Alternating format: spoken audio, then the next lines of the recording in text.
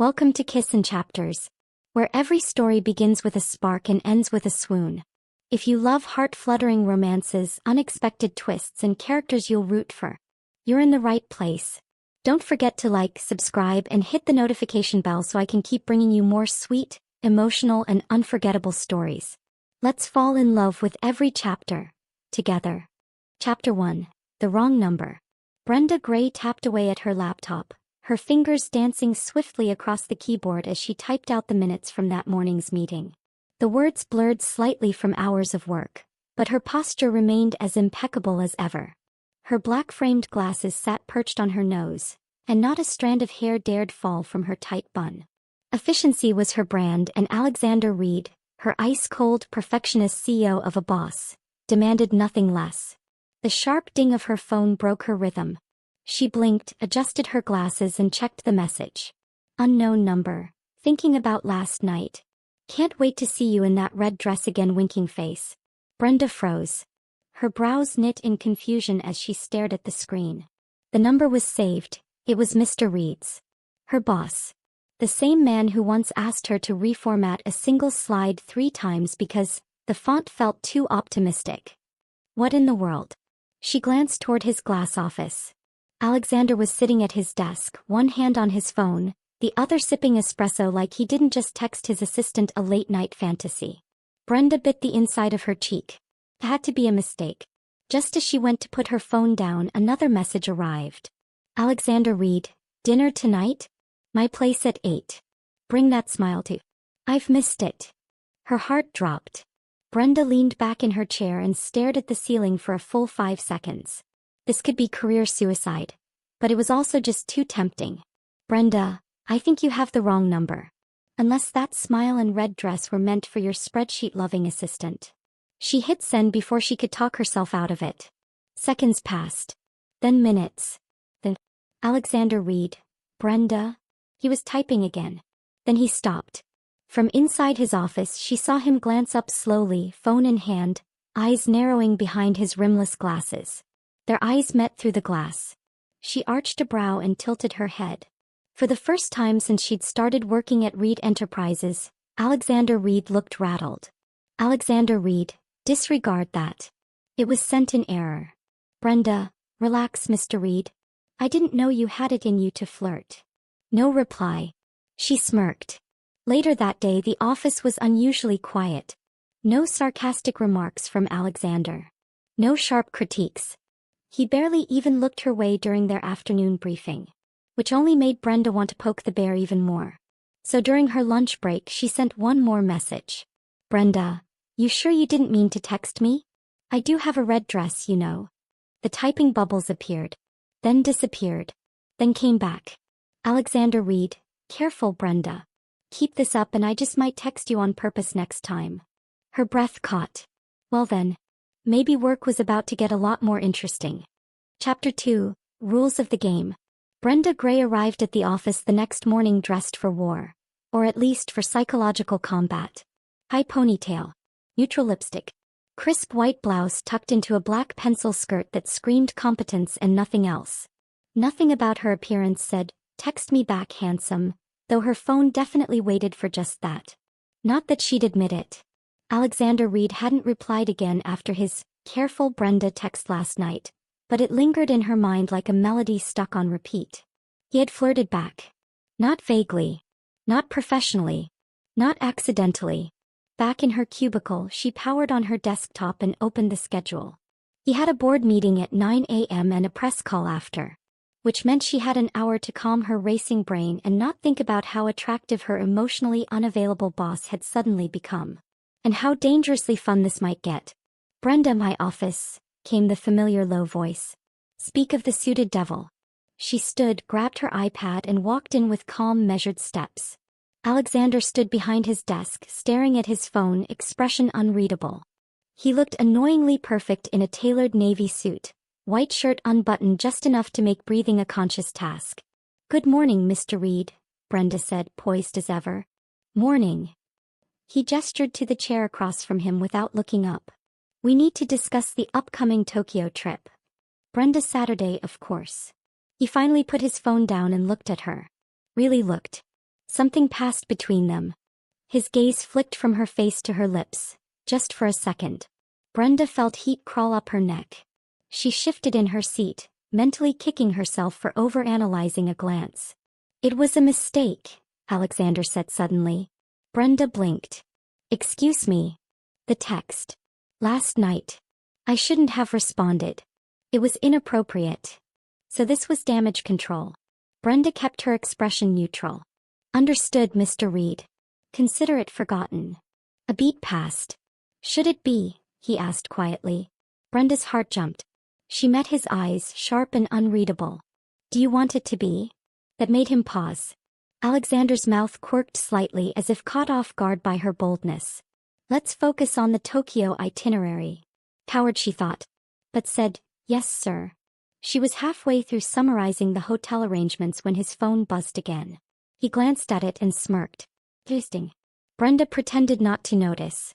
But as she reached into her planner, her phone lit up on the desk beside her.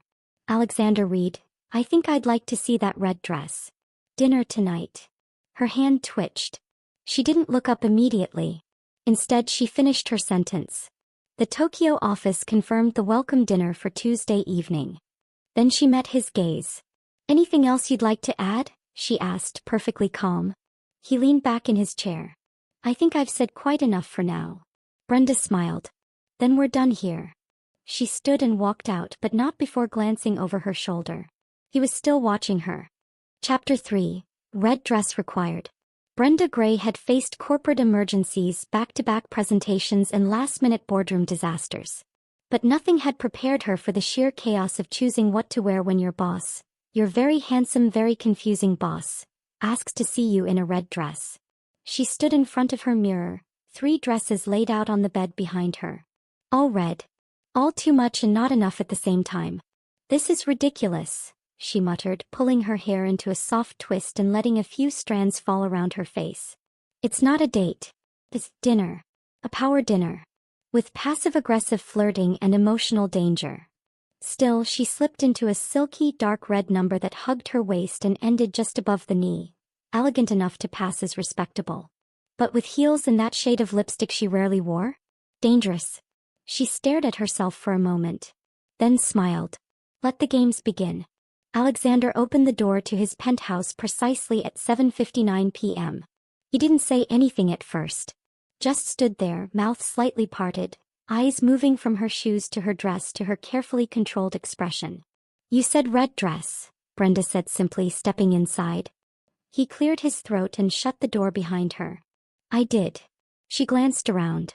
Floor-to-ceiling windows. Modern lighting. Marble everything. Of course his place looked like a lifestyle magazine. You live in a catalog, she said, removing her coat. He chuckled. Is that a compliment or an insult? An observation, she replied. He gestured to the dining table, already set with wine and plated appetizers. Dinner's catered. I thought we'd start with wine. Planning to loosen my tongue, Mr. Reid? She teased, accepting a glass. I think your tongue is perfectly loose, Miss Grey. She choked slightly on the wine. Well, we're just going all in, aren't we? Alexander smirked but looked almost nervous. Look, about this whole texting thing. Brenda raised a brow. Regretting it already? No, he said quickly. But I haven't done this in a while. The flirting. The trying. You think you're trying? I think I'm fumbling, he admitted. That made her smile. They sat across from each other and for a while it was unexpectedly easy, talking about work horror stories, mutual caffeine addictions, and their shared hatred for motivational posters in meeting rooms. But there were pauses too. Long glances. Fingertips brushing accidentally across the table. Electricity in every silence. When dessert arrived, dark chocolate mousse with raspberries, Brenda reached for a spoon at the same time as he did. Their hands touched. Neither moved. You know, he said softly, when I first hired you I thought you were cold. Cold? She echoed, amused. Because I didn't smile at your jokes? Because you didn't look at me like everyone else did. Brenda leaned forward. And how do I look at you now? He looked at her like she was a problem he wanted to solve and get lost in at the same time. Like someone who knows exactly how dangerous I am, he murmured. She scooped a spoonful of mousse and smiled. I like danger. when it comes with dessert. They didn't kiss that night. But when she left, Alexander walked her to the elevator, his hand brushing against the small of her back. And before the doors closed, he leaned in, his voice low. I meant it. You look incredible in red. Brenda's heart thumped as she stepped inside, the doors sliding shut between them. And for the first time she let herself smile all the way home. Chapter 4: The Coffee Test. Brenda Grey was not one to swoon over men. She didn't daydream, didn't doodle initials in her planner, and certainly didn't get flustered over late-night compliments. And yet, she'd replayed Alexander Reid's voice in her head at least 5 times during her morning routine. You look incredible in red. She gave herself a mental slap as she entered the office elevator and caught her reflection in the polished chrome. Cool. Professional. No trace of the woman who'd spent the night smiling into her pillow like a teenager. But the second the elevator doors opened to the executive floor, she could feel it, the shift. Her desk had a steaming latte sitting on it. Not just any coffee. Her favorite. 1 pump vanilla, extra shot, oat milk, no foam. There was no note. Just a tiny red lipstick kiss drawn in marker on the cup. Brenda blinked. Before she could even touch it, her phone buzzed. Alexander Reid. Consider it a peace offering. Or a bribe. Depends on how good your mood is this morning. He stared at the message. Then at the coffee. Then texted back. Brenda. If this is a bribe, it's working. But just so you know, I can be bought for exactly 3 coffees and a cinnamon scone. Alexander, good to know. I like a woman with clear standards. Brenda bit back a smile. Everything okay? Murmured a familiar voice. She looked up. Alexander was standing beside her desk. In a navy button-down and rolled-up sleeves. Holding a cinnamon scone. Her eyes widened. Are you trying to seal a merger or seduce me? He leaned in just slightly. Is both a legal answer? Her mouth went dry. Meeting in 5 minutes, he added casually, dropping the pastry next to her laptop before disappearing into his office. Brenda blinked after him. Then shook her head. Dangerous, she muttered. Absolutely dangerous. The team meeting was filled with the usual updates, reports, and PowerPoint slides that Brenda could recite in her sleep. But sitting beside Alexander, the air felt charged. He didn't look at her. Not directly. But every time she shifted in her seat, every time she clicked her pen or reached for her water, she felt his attention flick toward her. Not obvious. But there. And maybe, just maybe, she liked it. Ms. Grey, he said, pulling her out of her thoughts. Your thoughts on the investor pitch deck? Brenda cleared her throat, nodding. It's strong. But I suggest we swap the order of the projections. Move long-term strategy forward and place Q3 numbers in the appendix. We already showed them that data last week. Alexander tapped his pen on the table, considering. Then nodded. Good catch. Make the adjustments and have a final draft ready before Friday. Yes, Mr. Reid. And for just a second, his eyes locked with hers, and the corner of his mouth lifted ever so slightly. Was that proud? Or was it something else entirely? Later that day, as she reviewed the slides, Brenda's phone buzzed again. Alexander, I have a dinner with clients tonight. But if I cancel, would that be inappropriate? Her heart skipped. Brenda. Only if your intention is to discuss projections and quarterly reports over dessert. Alexander. Tempting. But no. Brenda, then maybe it would be slightly inappropriate. But not unwelcome. Alexander, slightly? I'll take that. She smiled, then typed. Brenda, still don't cancel. Show them that dazzling charm of yours. The one you save for clients in red dresses. A moment passed. Then, Alexander, you've ruined me. I'm texting you during strategy meetings. Next thing I know, I'll be doodling hearts on my spreadsheets. Brenda grinned.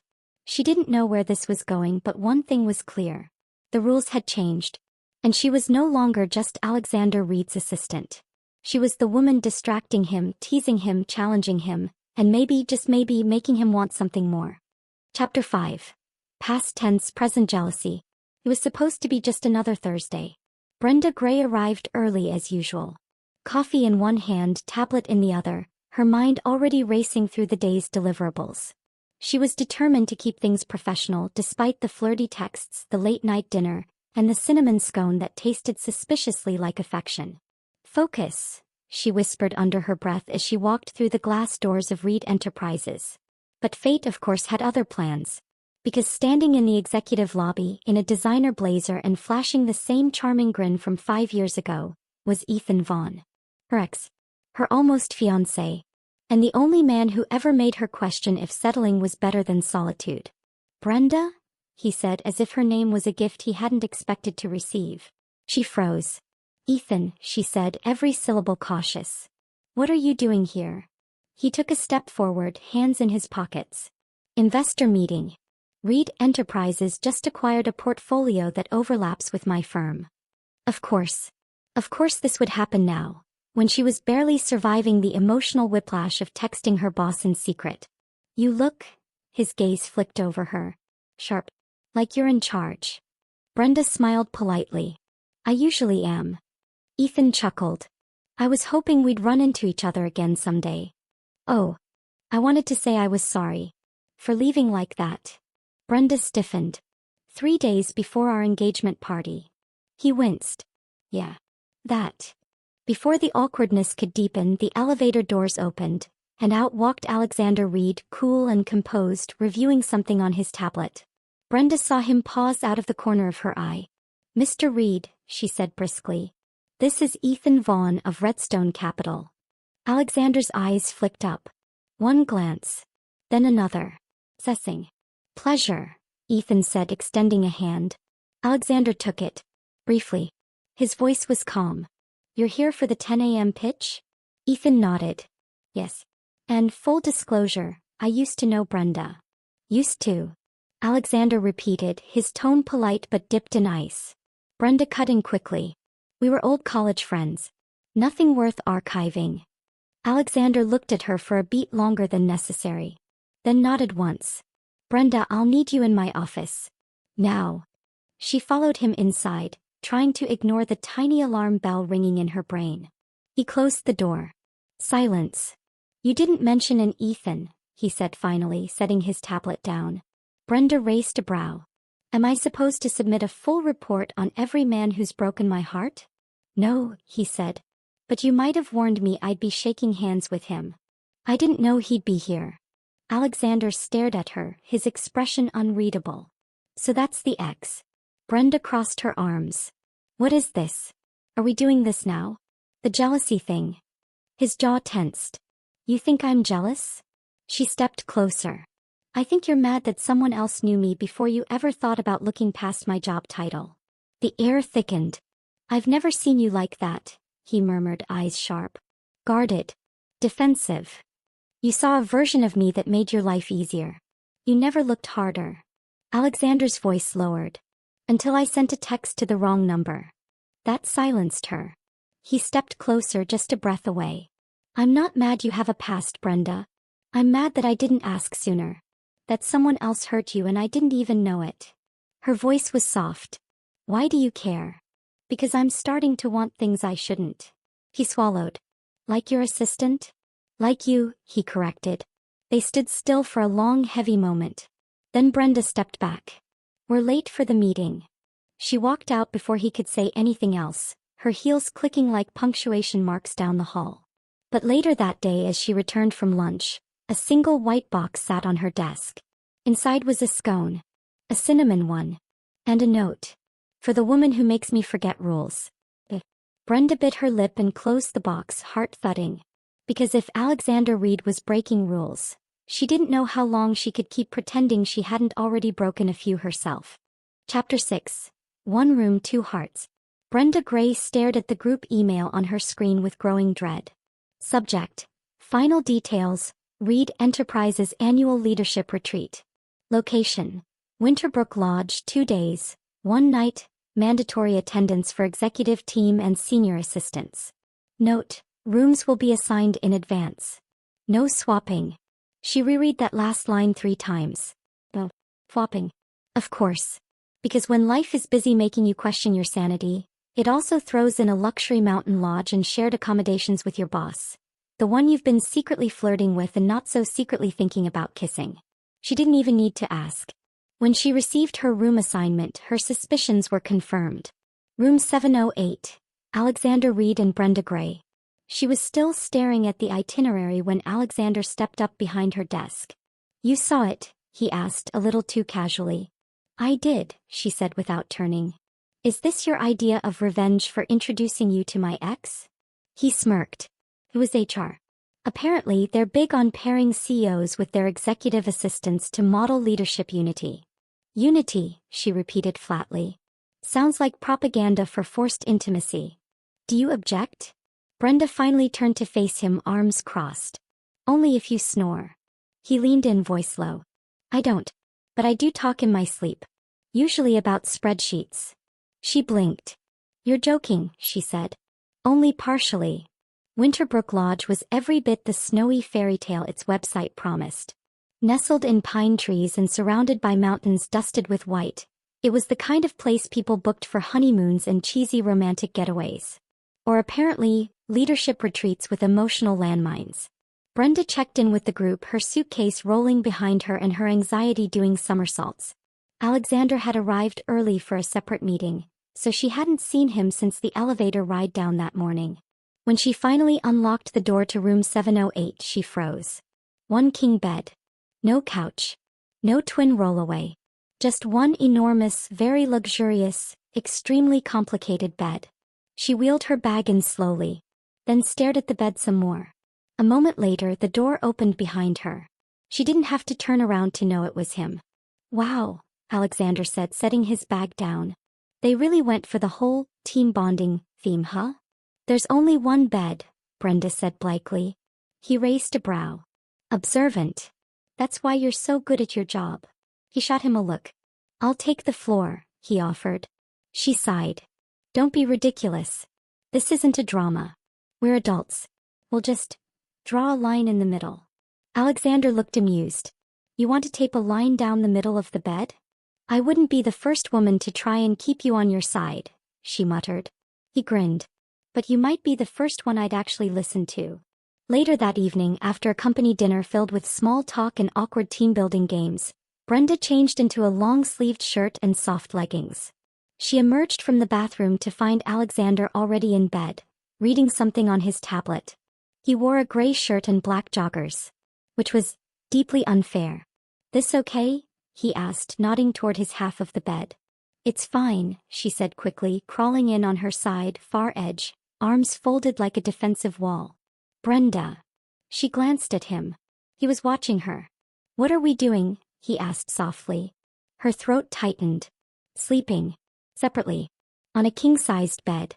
With a lot of personal space." "That's not what I meant." She stayed silent. Alexander set down his tablet. "We're playing with something that doesn't feel like a game anymore." "Not to me." "Then what is it to you?" He was quiet for a beat. Then, "Dangerous. But worth it." Brenda turned to look at him fully.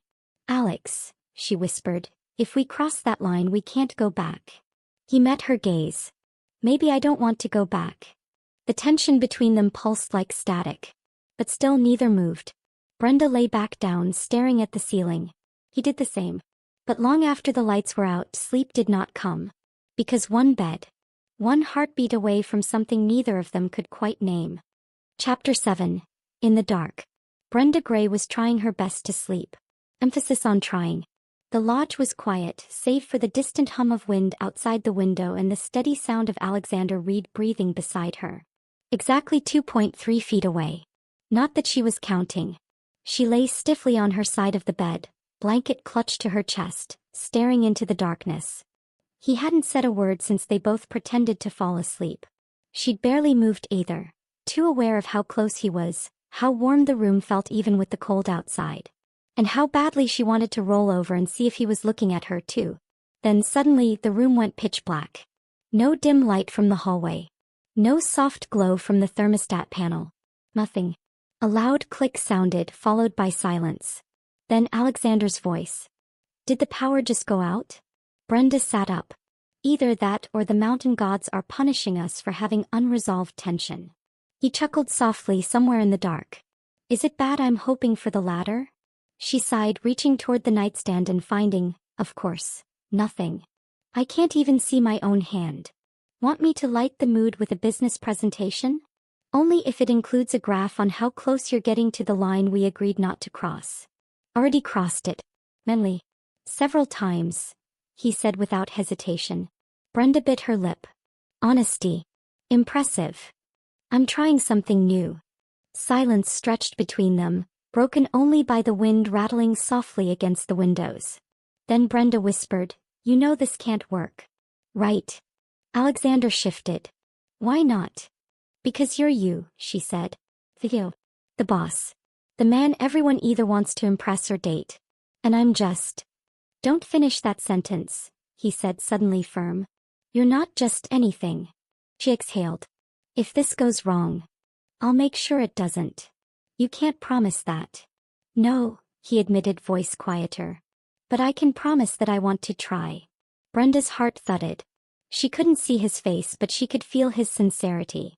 And then, like instinct, she felt the bed shift slightly. "Brenda," he murmured, "can I ask something stupid?" "Always." "If I reach for your hand, will you pull away?" She didn't answer with words. Instead, in the dark, she reached across the space between them and found his hand already halfway there. Their fingers curled together naturally. Soft, warm, familiar. For a moment, the world fell silent. No boss. No assistant. Just two people tangled in something terrifyingly real. "Still breathing," she whispered. "Barely," he whispered back. She smiled in the dark. "Good." And that night, the line on the bed disappeared. Chapter 8. Exposure Risk.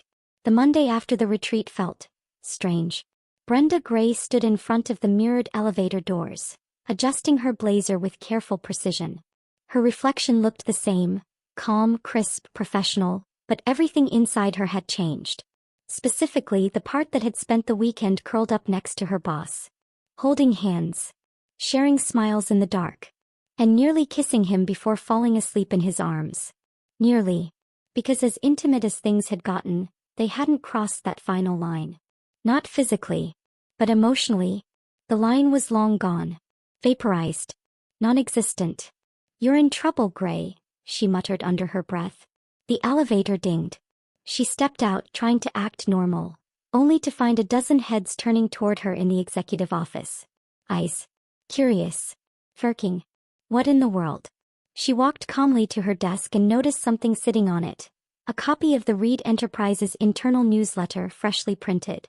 And on the front page, a photo, taken during the retreat, of her and Alexander standing side by side at the team bonfire. Too close. Too comfortable. Her hand on his sleeve. Him looking at her like she'd hung the stars. Brenda blinked. A red post-it note was attached to the top. "Interesting body language, Grey. Should we schedule a performance review?" Zara, marketing and office gossip queen. Brenda sighed. "This is not good." Just then, Alexander stepped out of his office, flipping through a matching copy of the newsletter. His eyes flicked up, finding hers. They stared at each other for one long second. Then he cleared his throat. "Ms. Grey, my office." She followed him in. He closed the door behind her. "I didn't know they were taking photos at the bonfire," he said, placing the newsletter on the desk. "I didn't know we looked that close." He looked at her. "We were that close. Right?" she muttered, crossing her arms. "So what now? Do we start denying everything? Say it's just a flattering angle and poor lighting. Do you want to deny it?" She looked at him, startled. "Do you?" Alexander stepped closer, his voice quiet. "No. But I want to protect you. The moment people think this is real, you'll be scrutinized, judged, maybe even pressured to resign." Brenda's throat tightened. "Is that what you want?" "No," he said. "I want you beside me. Professionally, and if you'll let me, personally." Her heart skipped. But before she could reply, there was a sharp knock on the door. They both turned as the door opened and Ethan Vaughn stepped in. Because of course he did. "Apologies," Ethan said with a charming smile. "Didn't realize you were in a meeting." Alexander's voice dropped half a degree. "You did." Brenda stepped forward quickly. "What do you need, Ethan?" He glanced at her.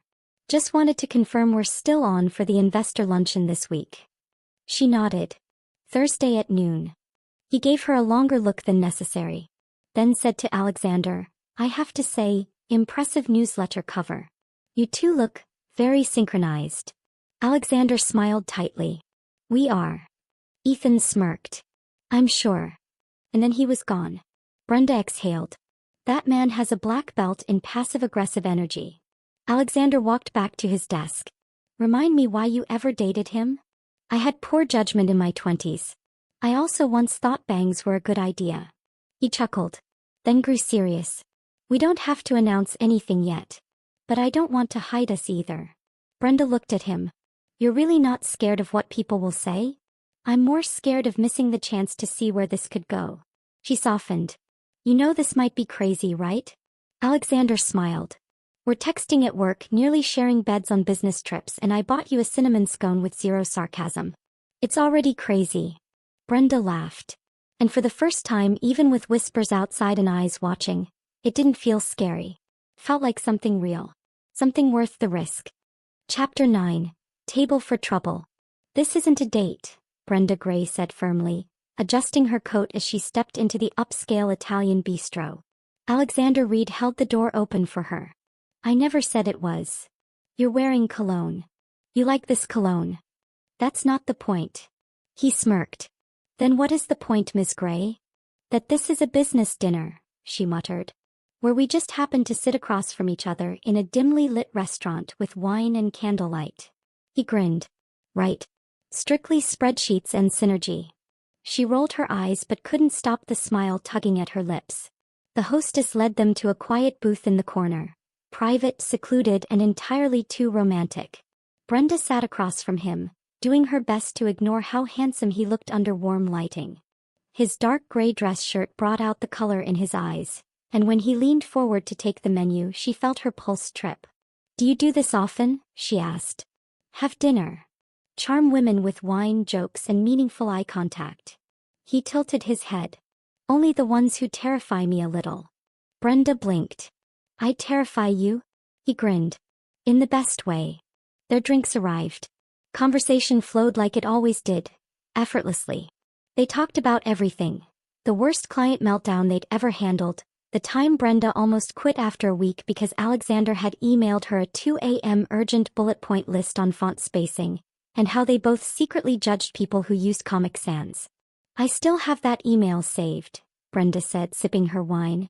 Subject line. Fix this, it's giving me a migraine. I stand by that, Alexander replied. They both laughed. And then the moment quieted. Alexander leaned forward, his voice low. You know, for all the rules I've made, this is the first time in years I've wanted to break them. Brenda's heart thudded. Me too, she said softly. Then, Brenda. She froze. Slowly, she turned her head toward the voice that had just stabbed through the moment like an ice pick. Standing a few tables away, wearing a crisp black dress and a look of sharp curiosity, was Valerie Trent. Reid Enterprises head of legal. And the one person in the company most obsessed with policy, HR compliance, and gossip. Valerie, Brenda said, rising slightly. Hi. Valerie's gaze flicked between Brenda and Alexander. What a surprise. Alexander stood next. Valerie. Didn't expect to see you two out together, she said sweetly. Celebrating a win? Something like that, Alexander said smoothly. Valerie's eyes narrowed, but her smile stayed. I always knew you two had a particular chemistry. The board will be interested to hear about your collaboration. Brenda felt her stomach tighten. We were having dinner, Alexander cut in, voice cool and even. Off the clock. Valerie blinked at the bluntness. Of course. She lingered for another awkward beat. Then finally walked away with a little wave. Brenda slowly sat back down, face flushed. Well, she muttered, so much for subtle. Alexander exhaled. She's going to tell everyone. Probably. He leaned back. You still hungry? Brenda smiled faintly. Starving. But not for pasta anymore. He smirked. I'll pay the bill. As they stepped outside, the night air wrapped around them like a truth neither of them could run from now. We can't hide this much longer, Brenda said quietly. Alexander nodded. Then let's not. Brenda looked up at him. You sure? He tucked a strand of her hair behind her ear, his hand brushing her cheek. Ask me again after I kiss you. And just like that, beneath the city lights and 1,000 risks, he kissed her. warm, slow, real. And Brenda kissed him back. Not just because she wanted to, but because she finally could. Chapter 10. Terms and Conditions. Monday came fast. Too fast. Brenda Grey entered the office with her heart pounding behind her tailored blazer. 1,000 whispered conversations buzzed behind closed doors, and every elevator ride felt like a countdown to impact. As the kiss happened, as Valerie Trent saw them. Because now the unspoken thing between her and Alexander Reid was officially spoken, public, and very, very HR sensitive. She barely made it to her desk before her phone buzzed with a calendar update. Meeting request. Alexander Reid, Valerie Trent, HR Director Jenna Liu. Subject. Workplace conduct, urgent. Location. Executive boardroom, 10 a.m. Brenda stared at the screen. Showtime. The boardroom was cold. Formal. The kind of place designed to crush emotion beneath policy and procedure. Valerie sat on one side of the long table, her arms crossed and expression calm, but sharp. Beside her, Jenna Liu, the company's by-the-book HR director, wore a polite but unreadable smile. Brenda sat across from them. Then Alexander walked in. Confident. Calm. Every inch the CEO. But when he met Brenda's eyes, his gaze softened for just a second. It was enough. Let's begin, Jenna said. We received a report of a possible romantic relationship between Mr. Reid and Ms. Grey. Mr. Reid, would you like to confirm or deny? Alexander didn't hesitate. I'll confirm it. Brenda's breath caught. Valerie arched a brow. So it's true. Alexander nodded. We've developed a personal relationship. One that hasn't interfered with professional responsibilities, but one I refuse to keep hiding. Valerie clicked her pen. You're aware of the potential risks this creates. For favoritism, for liability, for public perception? I am. Which is why I'm prepared to take full responsibility for any consequences. Jenna turned to Brenda. Ms. Grey, do you confirm this relationship is consensual and free of coercion or influence? Brenda straightened her shoulders. Yes. It is. Jenna jotted a note. Under company policy we have options. One of you must change roles or leave the reporting structure. Mr. Reid, Ms. Grey currently reports directly to you. I know, Alexander said. Brenda's heart dropped. He turned to her gently but firmly. I'm going to step down from overseeing your department. She blinked. What? I've arranged it. You'll report to the COO starting tomorrow. Same role, same authority. No pay cut. Just fewer glass walls between us. Valerie looked momentarily surprised. Jenna nodded. That would satisfy compliance requirements. Brenda stared at him. You planned this. I told you, he said softly. If this works, I want it to work right. For a moment no one spoke. Then Jenna said, we'll finalize the paperwork this week. And just like that the meeting was over. They walked out together in silence. When they reached her desk, Brenda finally asked, You're really willing to give up control over my department, for me? Alexander met her eyes. I don't want a version of you that's afraid to hold my hand in public. I don't want us hiding in the dark. If that means sacrificing a little power, I'll do it every time. Brenda blinked away a stubborn tear. I was willing to walk away for this to stay clean. I was never going to let you, he said. Then grinned. You terrify me, remember? She laughed and it felt like flying. Coffee? He asked.